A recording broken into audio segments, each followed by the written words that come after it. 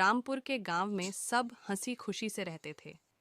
एक बार उनके गांव में कटी हुई चुड़ैल का साया पड़ गया है। शिकार की तलाश में ही इधर उधर घूमने लगती थी।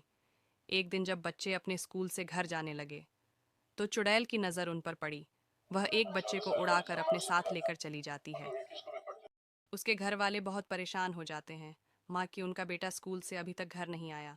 वह पूरे गांव में पूछते हैं, माँ कि आप लोग मेरे बच्चे को देखे हैं, वह स्कूल से घर नहीं आया। उसके साथ जाने वाले बच्चों से भी पूछा तो उन्होंने बताया, माँ की आंटी जी, जब हम स्कूल से आ रहे थे तो राहुल को चुड़ैल उठाकर अपनी गुफा में ले गई। हम लोग डर कर वहां से भाग आए। वह अपने पति से बताती है।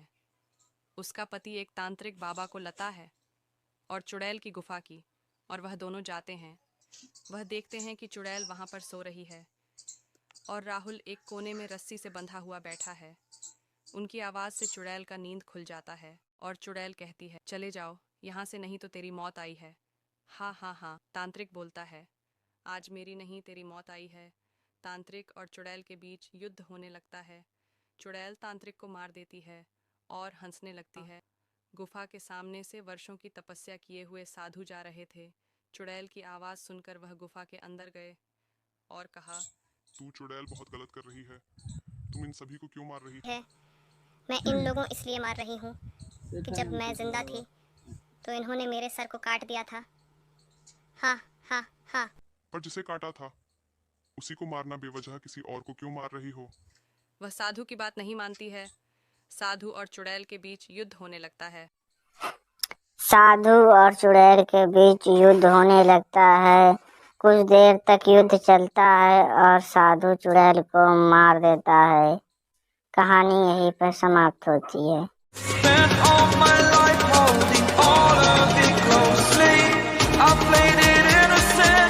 लोग जाते हैं और बहू के कमरे में आग लगा देते हैं। बहू जलने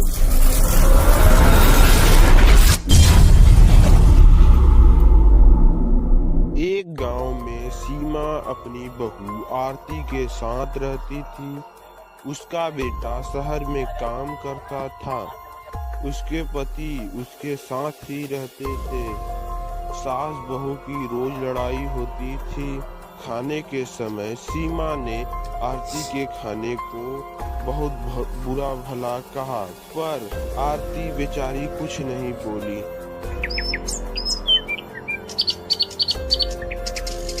अगली सुबह जब आरती खाना बना रही थी तब उसके हाथ से कढ़ाई गिर गई। उसकी सास ने यह आवाज सुनकर उसके पास आई और बोला, करमजली, तुझे दिखाई नहीं देता? तूने मेरी सास की कढ़ाई को गिरा दिया। रुक, तुझे मैं बताती हूँ। सास किचन में जाती है और चिमटा गर्म कर कर लाकर आरती को जला देती है। आरती रोने लगती है।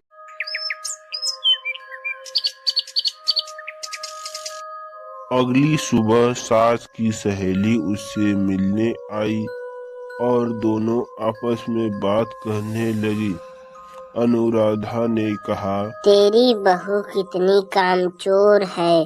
घर पर मेहमान आए हैं, उन्हें चाय पकौड़े तक नहीं पूछ रही है। तब सीमा ने कहा, ए बहू, अनुराधा के लिए चाय पकौड़े ला दे। लाई सासू माँ। कुछ देर में चाय पकौड़े आ जाते हैं। अनुराधा बोली, तेरी बहू बहुत कामचोर है और दहेज में कुछ नहीं लाई। अगर सीमा मैं तेरी जगह होती तो अपने बेटे की दूसरी शादी कर देती। यह कहकर सीमा अपने घर जाने लगती है। उसी रात सीमा अपने पति से अनुराधा की बात कहती है। सुनिए, मेरी सहेली अनुराधा आई थी। वह कह रही थी कि हमारी बहू कामचोर है, वह दहेज भी नहीं लाई, हमारे बेटे की दूसरी शादी करा देगी। उसके पति ने कहा, ठीक है, सही तो कह रही थी, अपने बेटे की दूसरी शादी कर देते हैं हम लोग। वैसे भी ये दहेज में कुछ लाई नहीं है, पर इसको भगाएंगे कैसे? भगाएंगे क्यों? चलो अभी वह सो रही है, चलो उसको जला देते हैं, किसी को पता भी नहीं चलेगा और अपने बेटे की दूसरी शादी कर दे। सास ससुर दोनों लोग जाते हैं और कहती है, ससुर जी बचाइए मुझे, ससुर जी बचाइए। पर वह कहता है मरो, तभी हमारे बेटे की दूसरी शादी होगी, जा मर। आज की कहानी यहीं समाप्त होती है। मिलते हैं नेक्स्ट पार्ट में।